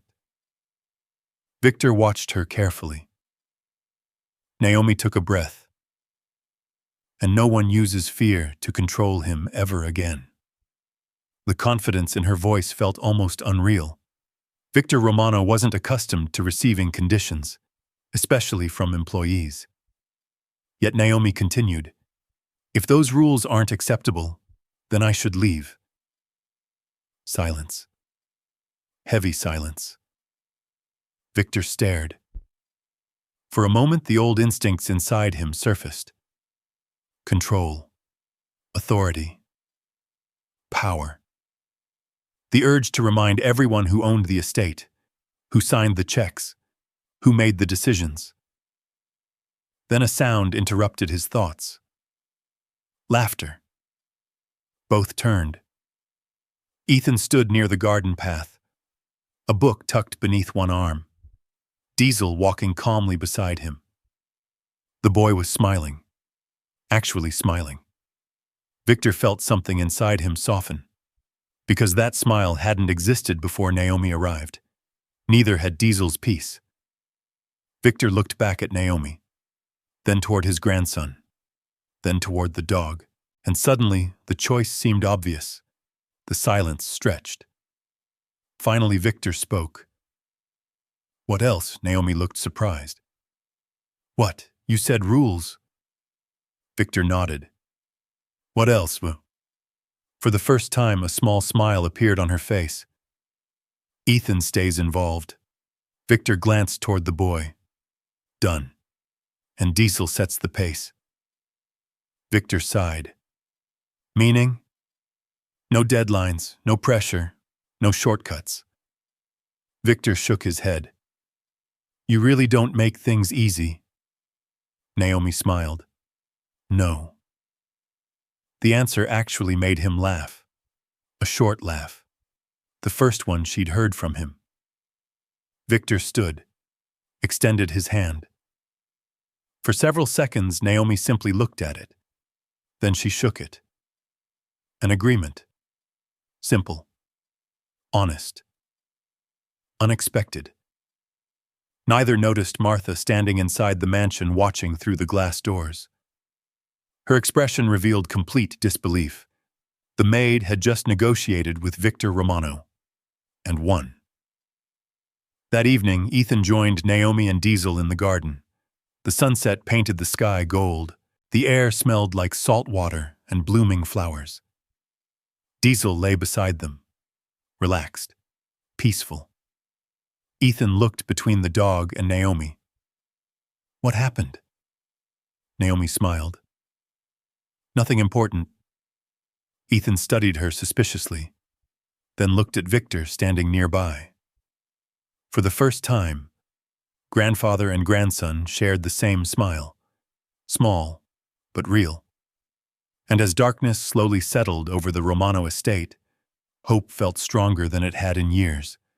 None of them noticed the black SUV parked several blocks away beyond the estate walls. None of them noticed the camera lens pointed toward the property, or the man watching photographs appear on a laptop screen. Images of Ethan, images of Victor, images of Diesel. The observer made a phone call. The voice on the other end answered immediately. Talk. The man swallowed. The dog changed. Silence. Then, what do you mean? He isn't aggressive anymore. A long pause followed. Far away in a luxury penthouse overlooking Miami's skyline, Leon Graves slowly leaned back in his chair. His eyes narrowed. Find out why. The call ended. Leon stared out at the city lights. Somewhere deep inside his memory, old names continued resurfacing. Old fires, old mistakes, old secrets. And for the first time in years, the past was beginning to move toward Victor Romano, toward Diesel, toward Naomi Brooks, and toward a truth none of them were ready to face. For now, however, the Romano estate knew nothing about the storm slowly gathering beyond its walls. Inside the property, something rare was happening. People were healing. Not all at once, not dramatically, just little by little. The way sunrise slowly replaces darkness. The following week arrived wrapped in warm ocean breezes and bright Miami sunshine. Every afternoon, Ethan followed the same path through the estate, past the fountains, past the flower gardens, past the stone walkway leading toward the kennel yard. And every afternoon, Diesel waited. The giant dog had developed a new habit. The moment Ethan appeared, his tail began moving. Not wildly, not excitedly, just a steady rhythm, like someone quietly greeting an old friend. The first time one of the security guards noticed it, he nearly dropped his coffee. Did you see that? Another guard stared. No way. The dog they once feared now wagged his tail for an 11-year-old boy carrying books. The transformation felt impossible, yet there it was, every single day. Naomi noticed it too, but she never celebrated too soon. Healing wasn't a straight road. Some days moved forward, others moved backward. The important thing was staying present. One afternoon, she sat beneath the banyan tree, reviewing notes in an old notebook while Ethan read aloud nearby. His voice still carried traces of uncertainty, but it no longer disappeared. That alone felt miraculous. Diesel lay stretched across the grass beside him. The sunlight reflected softly off his dark coat. For the first time since arriving at the estate, Naomi found herself smiling without effort. A strange feeling. She hadn't realized how long it had been. Across the lawn, Victor Romano watched from the terrace. Lately, he spent more time outside. The staff noticed. Martha noticed. Even Victor noticed. For years, he had buried himself in work, business meetings, investments, phone calls, security briefings, anything that kept him busy, anything that prevented him from thinking about loss. Then Naomi Brooks arrived, and suddenly his grandson was speaking again. It forced him to remember what truly mattered. The realization made him uncomfortable and grateful at the same time. That afternoon, Ethan reached the end of a chapter. He closed the book. Silence settled around them. Ocean waves rolled gently against the distant shoreline. Birds chirped overhead. The world felt peaceful. Then Diesel did something unexpected. The giant dog stood, walked over to Ethan, and rested his enormous head directly in the boy's lap. Ethan froze. The security guards watching from a distance froze too. So did Victor. Nobody moved. Diesel simply stayed there. Trusting. Calm. Present. Ethan looked down. His fingers slowly moved through the dog's fur. A smile appeared. Then something even more extraordinary happened. A laugh. Soft. Brief. Real. The sound drifted across the garden like music. For 1 second, nobody reacted, almost as if their minds couldn't process it. Then Ethan laughed again, a little louder. The boy's shoulders relaxed. The heaviness he had carried for months seemed lighter. Not gone, just lighter. Naomi looked away toward the ocean, giving him privacy, giving the moment room to breathe. Because some moments belong to the people living them, not the people witnessing them. Victor wasn't quite as successful. The laugh hit him like a wave. His hand immediately covered his mouth. Emotion surged through him so suddenly, he had to look away. He turned toward the terrace railing, pretending to study the water, pretending his eyes weren't wet. Behind him, Ethan continued smiling. The sound echoed across the lawn. For the first time in nearly a year. Victor Romano heard joy in his grandson's voice, and he wasn't prepared for how much it hurt, or how much it healed. Later that evening, Naomi found him standing alone near the cliffside overlook. The sun was setting. The horizon glowed orange and gold. The ocean stretched endlessly into the distance. Victor didn't turn when she approached. "Thank you." The words surprised her, not because he said them, because he meant them. Naomi stepped beside him. Neither spoke for a while. The sky slowly darkened. Finally, Victor broke the silence. "I thought I'd lost him." Naomi knew exactly who he meant. "Ethan?" Victor nodded. "I was afraid the silence would become permanent." The admission sounded difficult, like something he rarely shared. Naomi looked toward the waves. "Grief doesn't disappear." Victor stared ahead. "No. It changes shape." The words lingered between them. Victor understood immediately. People who had lost someone always recognized each other. No explanations necessary. No details required. Just understanding. After a moment, he asked, "Did you ever stop missing your husband?" Naomi smiled sadly. The answer arrived without hesitation. "No." Victor nodded, as if he expected that. For a while they stood there listening to the ocean. Two people from completely different worlds. Connected by loss. Connected by survival. Connected by a boy and a dog learning to trust again. Far away, hidden beyond the estate walls, someone else was watching. A black SUV sat beneath a cluster of palm trees overlooking a nearby road. Inside, a man lowered a pair of binoculars. He reached for his phone. "Report." The voice on the other end belonged to Leon Graves. Cold, patient, dangerous. The observer cleared his throat. The kid is spending every afternoon with the dog. Silence. And Romano? Watching. Another pause. The observer continued.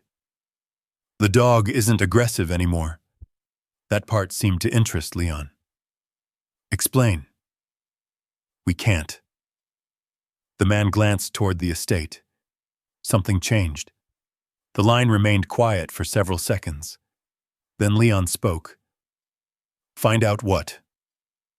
The call ended. Back inside his penthouse overlooking Biscayne Bay, Leon stared at a series of photographs spread across a glass table. Victor, Ethan, Diesel. Then one more. Naomi. The image had been taken from a distance. Naomi sitting beneath the banyan tree, book in her lap, Diesel beside her. Leon narrowed his eyes. The feeling returned. Recognition. A faint memory scratching at the back of his mind. Something old. Something unfinished. Something connected to a fire. He picked up the photograph, studied it carefully, then set it down again. No. The word escaped quietly, yet uncertainty remained. Across the city, Naomi had no idea her photograph sat on a stranger's table. She had no idea old secrets were beginning to move. No idea danger was slowly drawing closer. That night, Ethan couldn't sleep. The excitement of the day lingered. Eventually, he slipped from his room and headed downstairs. The mansion was quiet. Most lights had been turned off. Moonlight spilled through tall windows. He made his way toward the rear hallway overlooking the kennel yard. Below, Diesel rested peacefully inside his enclosure. The dog lifted his head the moment Ethan appeared. Then, surprisingly, another figure emerged from the shadows. Naomi. She carried a folding chair, the same one she always used. Ethan watched her sit beside the enclosure, exactly as she had done on her first night. No commands, no treats, no expectations. Just presence.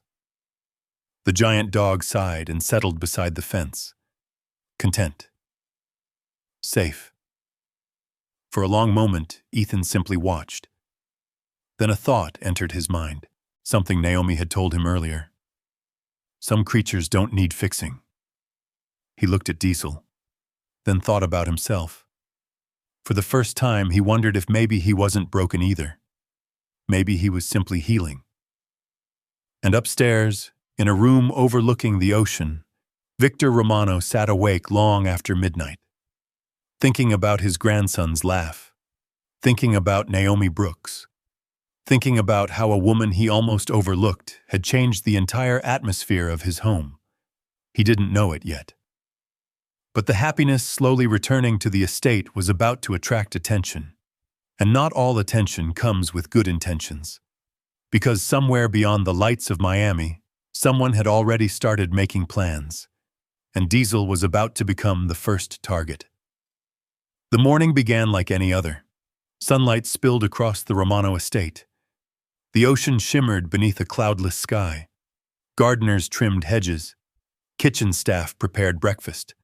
Security teams changed shifts, and for a few precious hours, everything felt normal. Naomi woke before sunrise. She made coffee in the staff kitchen and carried a steaming mug toward the kennel yard. The air smelled of salt water and freshly cut grass. Birds sang from the palm trees. For a moment, she allowed herself to enjoy the peace. Then Diesel stopped walking.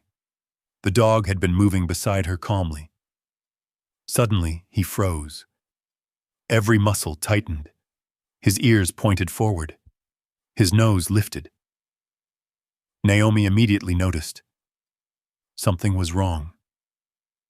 Very wrong. She crouched beside him. What is it? Diesel didn't move. The dog stared toward the eastern perimeter fence, the section closest to the service road. Naomi followed his gaze. At first she saw nothing. Then the sunlight caught something near the base of the fence. 3 dark objects lying in the grass, perfectly spaced, perfectly deliberate. A chill ran through her. Diesel let out a low growl. Not fear. Warning. Naomi slowly approached. The closer she got, the worse the feeling became. Raw meat. 3 pieces. Large enough to attract a dog. Fresh enough to smell tempting. Yet something felt wrong. She crouched carefully. The scent hit her immediately. Underneath the smell of beef lingered something chemical. Sharp, bitter, unnatural. Years of animal rehabilitation had taught her to trust instincts, and every instinct screamed danger. She didn't touch the meat. Instead, she removed a plastic evidence bag from a nearby supply cabinet and carefully collected each piece. When she stood, her expression had changed. The peace of the morning was gone. Diesel remained beside her, alert, watching. The giant dog understood something was wrong. Maybe not what, but enough. Naomi headed directly toward the mansion. 10 minutes later, she stood inside Victor Romano's office. Victor looked up from his desk. One glance at her face told him this wasn't routine. What happened? Naomi placed the sealed bag on his desk. Victor frowned. What is that? Someone left it near the east fence. He looked inside the bag. The pieces of meat appeared harmless. Then he noticed Naomi's expression. You think it's poisoned? I know something's wrong with it. Victor immediately pressed the intercom. Get Dr. Collins here now. 20 minutes later, the veterinarian arrived. The office felt tense. No one joked. No one smiled. Dr. Collins examined the contents carefully. His expression darkened. I'll test it. Victor nodded. How long? 2 hours. The veterinarian left. Silence settled over the room. Victor stared toward the window. Naomi stood quietly nearby. The ocean looked peaceful. Too peaceful. Because both of them sensed something had changed. Finally, Victor spoke. Why Diesel? Naomi folded her arms. Because he's no longer the dog everyone expects. Victor turned. What does that mean? Naomi chose her words carefully. Someone wanted him removed. The statement landed heavily. Victor's jaw tightened. Years of experience told him the same thing. This wasn't random. This wasn't a prank. Someone had sent a message. The question was who, and why now? Across the estate, Ethan remained unaware of any danger. He sat beneath the banyan tree reading while Diesel rested nearby. The dog stayed unusually close, never more than a few feet away. Whenever Ethan moved, Diesel moved too. The behavior didn't escape Naomi's notice. Animals often sensed tension before people did. The giant dog wasn't relaxed anymore. He was protecting, watching, waiting. By early afternoon, Dr. Collins returned. The moment Naomi saw his face, she knew. The veterinarian closed the office door behind him. Victor stood immediately. Well? Dr. Collins placed a report on the desk. His expression was grim. It was poisoned. The room went silent. Victor stared. Naomi looked away briefly. Not surprised, just disappointed. Dr. Collins continued. Powerful anticoagulant. Victor's eyes hardened. What would it have done? The veterinarian sighed. If Diesel had eaten enough. He didn't finish. He didn't need to. Everyone understood. Victor walked toward the window. His face revealed nothing. But Naomi noticed the shift, the dangerous stillness. the kind that arrived when powerful people became angry. For nearly a minute, nobody spoke. Then Victor quietly asked, "Who knows?" Dr. Collins shook his head. "Not many, good." The veterinarian understood immediately. No panic, no rumors, no leaks. Victor Romano didn't operate that way. Once Dr. Collins left, Victor remained standing, looking out toward the ocean. Finally, he spoke. "Leon." Naomi frowned. "Who?" Victor turned. "Leon Graves." The name carried weight. Even Naomi could hear it. Victor walked back toward the desk. "Years ago, he worked for me." His voice remained calm. Too calm. He learned everything. Naomi listened. Victor continued. Then he decided he wanted his own empire. The bitterness beneath the words became visible. He took people, took territory, took money. Victor looked toward the poisoned meat. And now he's testing boundaries. Naomi immediately understood. The meat wasn't about Diesel. Not really. It was a message. Someone had reached the estate. Someone wanted Victor to know it. The realization made the room colder. That evening, security doubled patrols. Additional cameras were activated. Vehicles checked the perimeter every hour. The atmosphere across the estate shifted dramatically. Employees whispered. Guards became alert. Even Martha seemed nervous. The peace that had settled over the property was suddenly fragile. After dinner, Ethan noticed. He found Naomi near the kennel. Something happened. It wasn't a question. Naomi smiled gently. "What makes you think that?" The boy looked toward the security vehicles. "People are acting weird." Naomi sat beside him on a wooden bench. The sky glowed deep orange as sunset approached. "You know what Diesel does when he's nervous?" Ethan shook his head. "He stays close to people he trusts." The boy glanced toward the dog. Diesel lay beside them, watching everything, listening, present. Naomi smiled. "That's what families do too." Ethan thought about that, then slowly nodded. For a while they sat quietly. The ocean breeze drifted through the garden. Palm leaves rustled overhead. The world looked peaceful. But beneath that peace, tension was growing. Far away in downtown Miami, Leon Graves received a phone call.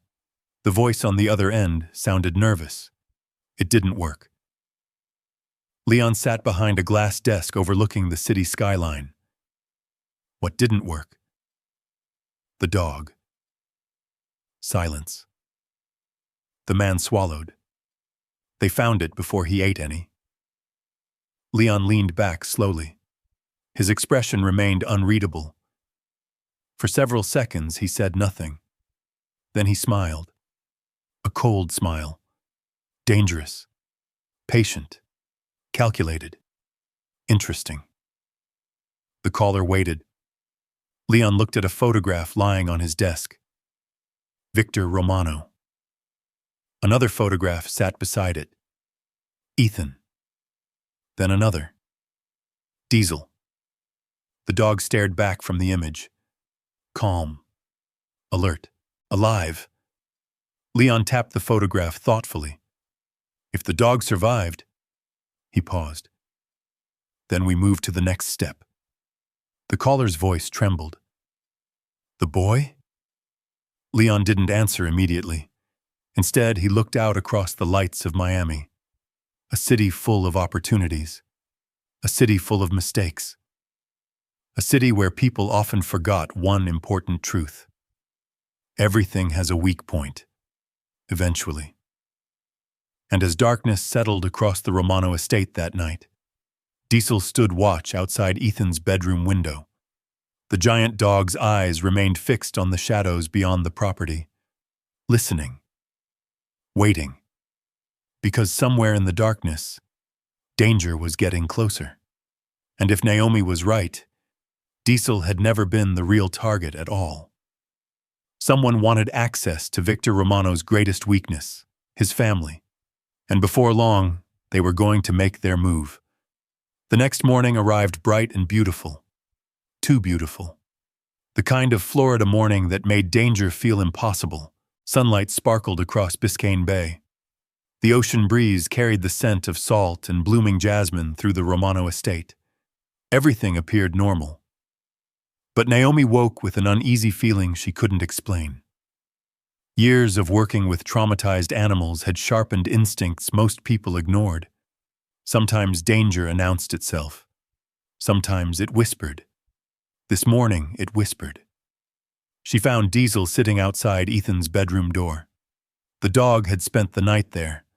Not unusual lately. Yet something felt different. His posture remained alert. His eyes constantly scanned the windows. The giant dog wasn't resting. He was guarding. Naomi crouched beside him. You feel it too, don't you? Diesel's ears twitched. The dog leaned briefly against her shoulder, then looked toward the front driveway. Watching. Waiting. The uneasy feeling stayed with her all morning. At breakfast, Ethan seemed happier than he had in months. He talked about a book he was reading, asked questions about dogs, even teased Victor about mispronouncing the name of a character. The sound of conversation filled the dining room, a sound nobody there took for granted anymore. Victor smiled more than he realized. Martha noticed. So did Naomi. For a brief moment, everything felt hopeful. Then Ethan left for school. The black SUV carrying him disappeared through the front gates. Diesel stood at the edge of the driveway watching, long after the vehicle vanished, long after everyone else returned to work. The dog remained there, waiting. By noon, Naomi had almost convinced herself she was imagining things. The estate operated smoothly. No incidents, no threats, no strange activity. Even security reports came back clean. Victor attended meetings. Martha supervised staff. Diesel spent most of the afternoon beside Naomi in the garden. Yet the feeling remained, a shadow at the edge of her thoughts. Then, at 4:17 p.m., the phone rang. Victor answered immediately. The expression on his face changed within seconds. Naomi saw it happen. Color drained from his features. His posture stiffened. The room fell silent. Victor listened, then spoke. What do you mean he never arrived? Every conversation in the room stopped. The air seemed to vanish. Victor stood, slowly, dangerously. Start again. Silence followed. Then another question. Where is my grandson? Naomi's stomach dropped. The phone call ended moments later. Victor remained standing, completely still. Martha stepped forward. What happened? Victor looked at her. For a second, he seemed unable to speak. Then the words finally came. Ethan is missing. Silence. Absolute silence. The kind that changes everything. Within minutes, the entire estate transformed. Phones rang. Security teams mobilized. Vehicles raced through the gates. Orders flew in every direction.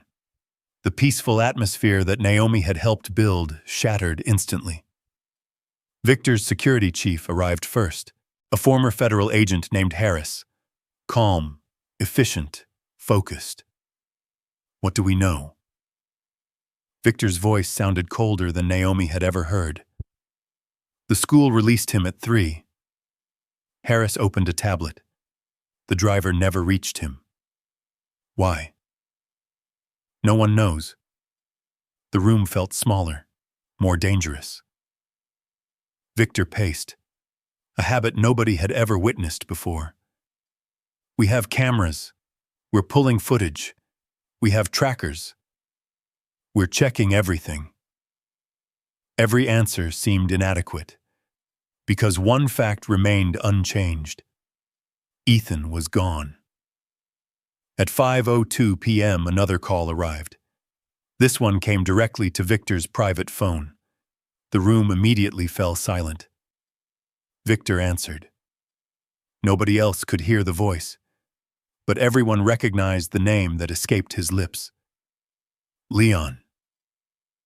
The atmosphere instantly changed. Victor's expression hardened. His eyes darkened. The conversation lasted less than 60 seconds. Then the line disconnected. Victor lowered the phone slowly. Nobody spoke. Finally, Harris asked, "What did he say?" Victor stared toward the ocean beyond the windows. His voice emerged flat. Controlled. Dangerously controlled. He has Ethan. Martha gasped. Naomi closed her eyes briefly. The nightmare had become real. Victor continued. He wants access to 6 offshore accounts. Silence. He wants territory concessions. Another pause. And Victor's jaw tightened. The room waited. He wants Diesel. That surprised everyone. Even Naomi. Especially Naomi.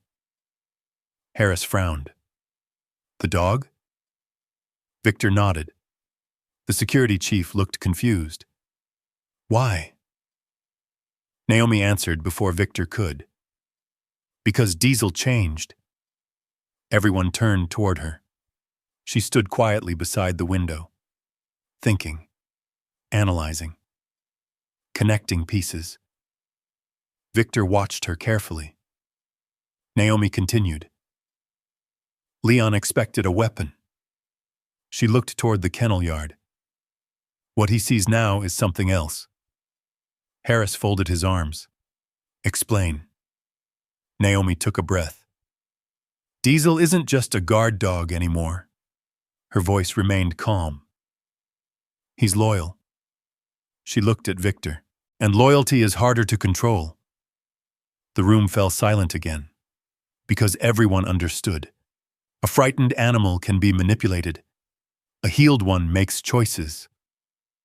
Victor stared at the floor. For the first time since Naomi met him, he looked powerless. Not weak. Powerless. Money couldn't solve this immediately. Influence couldn't solve it immediately. Fear couldn't solve it immediately. His grandson was gone, and every minute mattered. The silence stretched. Then Harris finally spoke. We can organize a recovery team. Victor shook his head. No. Harris frowned. What? Victor looked up. Leon planned this. His voice carried certainty. If we rush, Ethan pays the price. Nobody argued, because everyone knew he was right. Naomi moved toward the window. The sun had begun setting. Orange light spread across the ocean.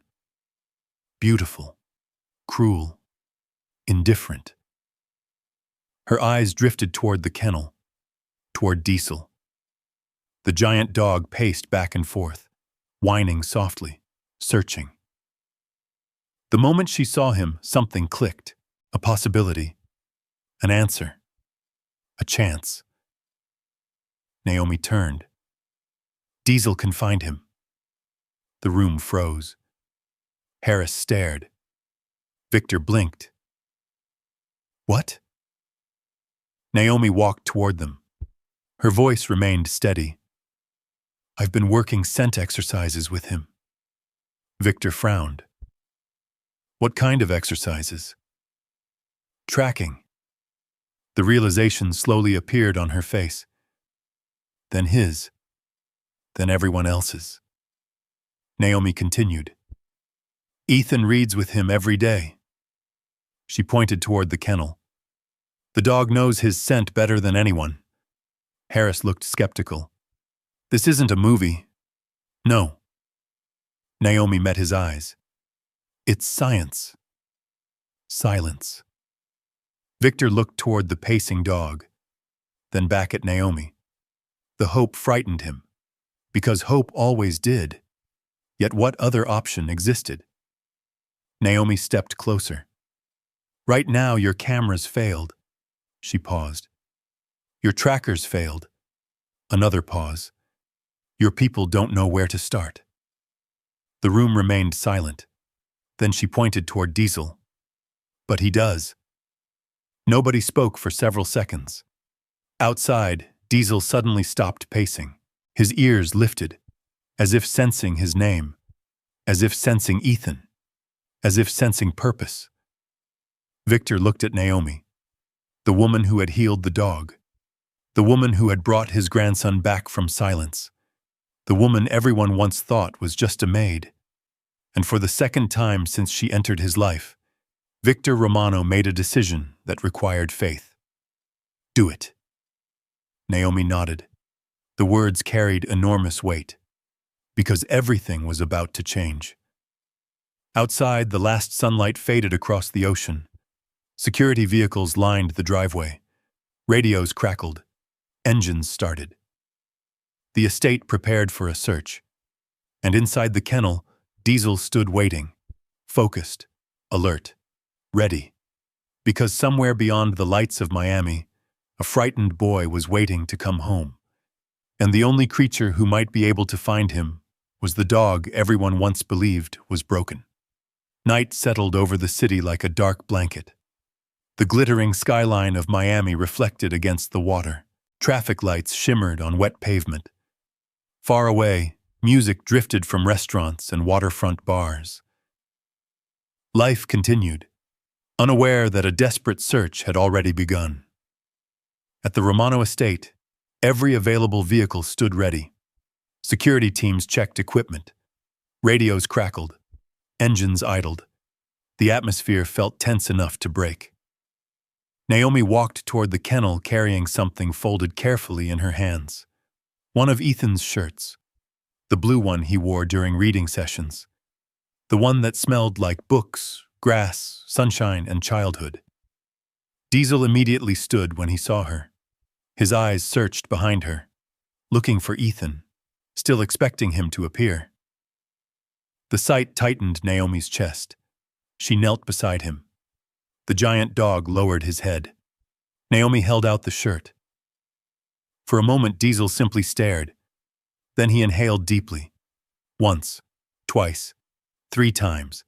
His entire posture changed. The uncertainty disappeared. Focus replaced it. Purpose.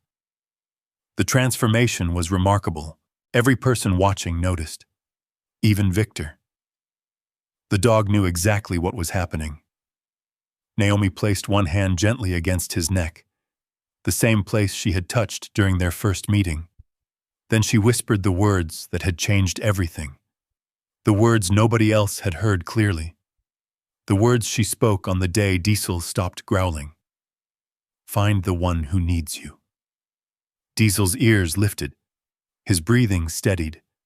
The dog looked directly into her eyes, then toward the estate gates. Ready. Victor stepped forward. We're going with him. Naomi nodded. Yes. The security chief looked doubtful. You really think this will work? Naomi glanced toward Diesel. I know it will. 20 minutes later, the convoy rolled into Miami.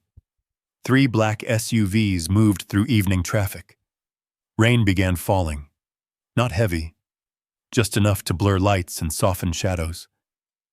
Inside the lead vehicle, Naomi sat beside Diesel. Victor sat across from them. Neither spoke much. The weight of the situation pressed against everyone. The dog remained focused. His nose worked constantly, processing, searching, tracking. At first, the trail led toward Ethan's school. Security footage confirmed it. The boy had left campus, walked toward the pickup area, then disappeared. Diesel sniffed the pavement near the sidewalk, circling, analyzing, then suddenly pulled east, hard, without hesitation. The search continued. Block after block, street after street. The city changed around them. Luxury storefronts became warehouses. Tourist districts became industrial roads. Palm-lined avenues became loading docks and chain-link fences. The further they traveled, the quieter everything became. Finally, Diesel stopped beside an abandoned shipping district near the waterfront. Rows of rusting warehouses stretched into darkness. Broken floodlights flickered overhead. Rain tapped softly against metal rooftops.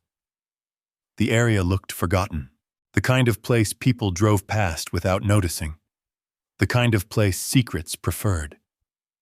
Diesel moved forward. Slowly now, carefully.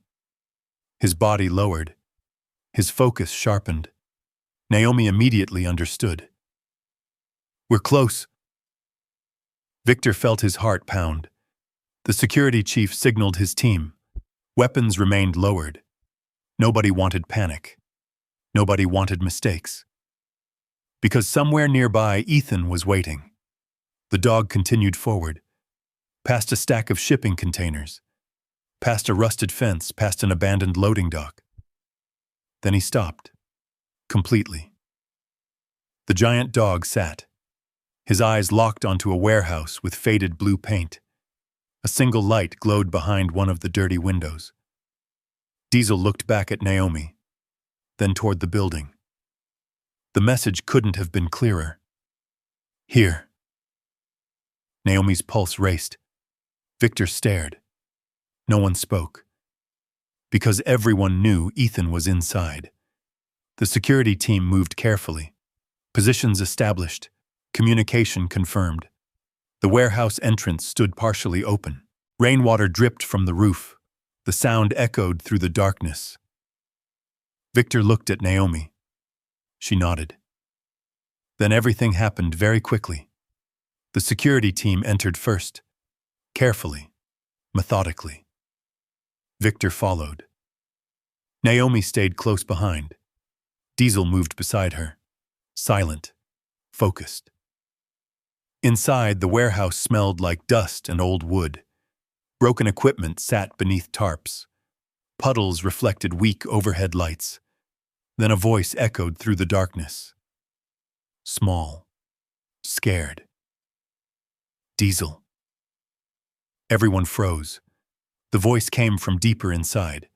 The giant dog immediately moved forward, not running, not charging, moving with purpose, toward Ethan. Moments later, they found him. The boy sat tied to a metal chair near the center of the warehouse, frightened, exhausted, but alive, completely alive. The second Ethan saw Diesel, tears filled his eyes. "Diesel!" The dog reached him first, not Victor, not Naomi. Diesel. The giant animal pressed his head gently against Ethan's chest, whining softly, relieved. The boy wrapped both arms around his neck, holding on as though letting go would make him disappear. Naomi hurried forward and freed him. Victor arrived seconds later. For a moment, the powerful businessman who controlled an empire disappeared. Only a grandfather remained. Ethan. The boy looked up. "Grandpa." Victor embraced him immediately. No words, no speeches. Just relief, raw, honest, human. Then a slow clap echoed through the warehouse. Everyone turned. A side door opened. Leon Graves stepped into view. Expensive suit, cold smile, confident eyes. The kind of confidence built from years of getting what he wanted. Impressive. His gaze landed on Diesel, then Naomi, then Victor. Very impressive. The atmosphere changed instantly. The relief vanished. Tension returned. Leon studied the dog carefully. "This is the famous Diesel?" His smile widened. "I expected something different." Diesel stepped forward, positioning himself between Ethan and Leon. Not aggressive, not frightened, protective, calm, unmovable. The difference was impossible to miss. Leon noticed too. His smile faded slightly. Interesting, very interesting. The dog wasn't reacting the way he expected. Not wild, not unpredictable, not broken, just focused, steady, certain, the kind of confidence that couldn't be manipulated. For the first time all evening, Leon looked uncomfortable. Victor stepped forward. "It's over." Leon laughed softly. "Is it?" The security team had already surrounded the building. Police vehicles approached from outside. Red and blue lights flashed through dirty windows. Leon saw them. His expression changed. The advantage had disappeared. For several long seconds, nobody moved. Then Leon slowly raised his hands. The fight drained from him. Not because he feared Victor, not because he feared the police, because he realized something much worse. He had lost. The surrender felt strangely quiet. After everything, after all the planning, after all the threats. It ended with silence. Outside, federal agents moved in. Handcuffs clicked, doors opened, voices echoed. The nightmare was over. Inside the warehouse, Ethan refused to let go of Diesel. The dog stayed beside him, patient, protective, present. Naomi watched them from a distance. A warm feeling spread through her chest. Not victory, something better. Purpose. The same feeling she used to have years ago, before the fire, before the loss, before everything changed. Then one of the federal agents approached Victor carrying a laptop seized from Leon's office inside the warehouse. "We found records." Victor frowned. "What kind of records?" The agent hesitated. "Old records." His expression shifted. Concern, confusion, interest. The agent glanced toward Naomi, then back toward Victor. "You need to see this." Victor looked down at the screen. At first he didn't understand what he was seeing. Then the color drained from his face. Names, financial records, property transfers, insurance documents, one address, one location, one fire, a rehabilitation center in Georgia. Naomi noticed his reaction immediately. "What's wrong?" Victor slowly looked up. The expression on his face frightened her, because it wasn't anger. It wasn't relief. It was shock. Pure shock. The federal agent swallowed, then quietly spoke the words that changed everything. "Ma'am," he looked directly at Naomi, "I think we just found out who burned down your center." The warehouse fell silent, and suddenly, the story Naomi believed for 6 years was beginning to unravel. For a moment, nobody moved. The distant sound of rain tapping against the warehouse roof seemed impossibly loud. Federal agents continued escorting Leon Graves's men outside. Police lights flashed through broken windows, yet inside the building, time seemed frozen. Naomi stared at the federal agent, then at Victor, then back at the laptop screen. Her hands trembled, not from fear, from something far more dangerous. Hope, the kind of hope that arrives after you've spent years convincing yourself there is none left. The agent cleared his throat. "We found financial records." Naomi couldn't speak. The agent continued carefully. "Property transfers, insurance modifications, shell corporations." He looked at the screen again. The documents connect directly to Leon Graves. Victor remained silent. The agent swallowed. "Your rehabilitation center wasn't destroyed by accident." The words hit Naomi harder than anything else that night. Not the kidnapping, not the warehouse, not even seeing Leon Graves in person. This. For 6 years, she had carried a question nobody could answer. Why? Why had everything disappeared? Why had James died? Why had the insurance company refused to help? Why had her entire life collapsed overnight? Now the answers sat on a laptop screen. Cold. Documented. Real. Naomi slowly sat down on a nearby crate. Her legs no longer trusted themselves. Victor stepped closer. The federal agent continued. Leon used the property next door to move money through a network of fake businesses. He clicked another file. When investigators started asking questions, he needed records destroyed. Naomi closed her eyes. The warehouse faded. The present disappeared. She was back there again. Back in Georgia. Back 6 years earlier. The smell of smoke. Sirens. Flashing lights. People shouting. The collapse of everything she loved. And James. Always James. Running back into the building because he believed the animals mattered. Because he believed the records mattered. Because he believed doing the right thing mattered. The tears came quietly. Victor looked away, giving her dignity, giving her space. The federal agent lowered his voice. The fire was ordered. Silence. It was not an accident. Another pause. And the insurance claim was manipulated afterward.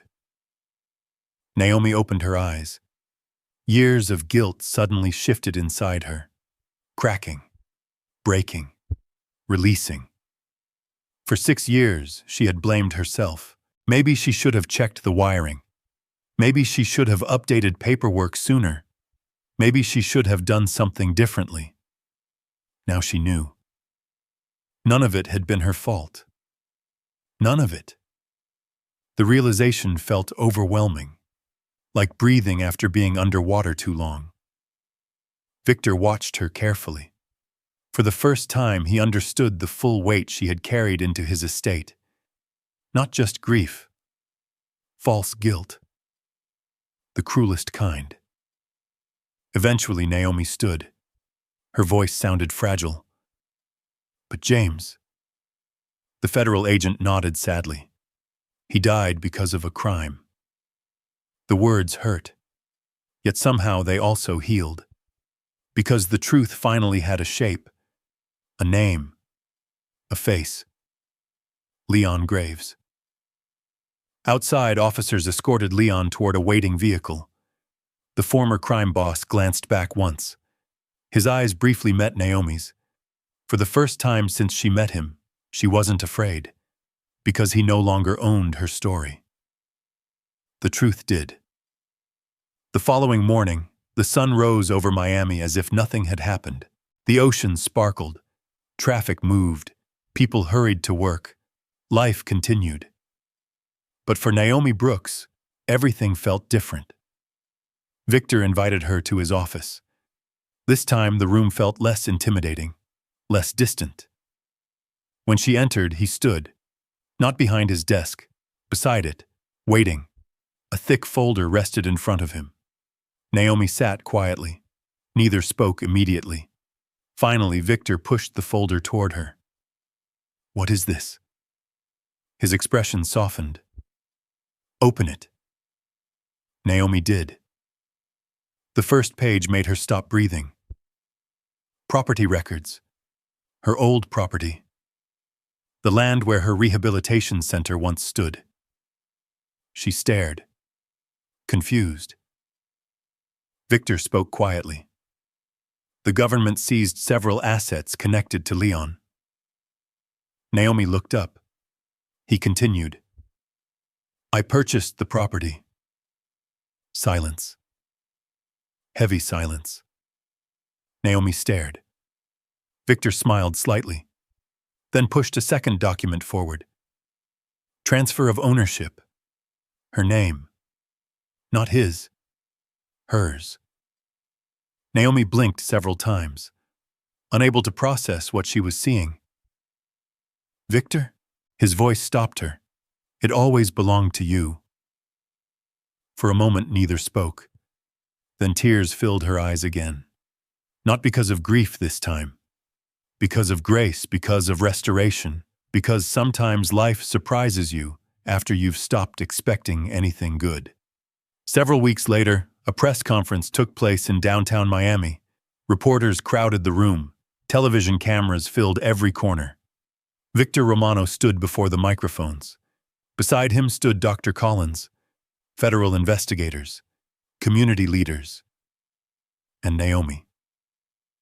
For years, nobody had called her by her real title. Nobody had introduced her properly. Nobody had remembered who she was. Victor stepped to the podium. The room grew quiet.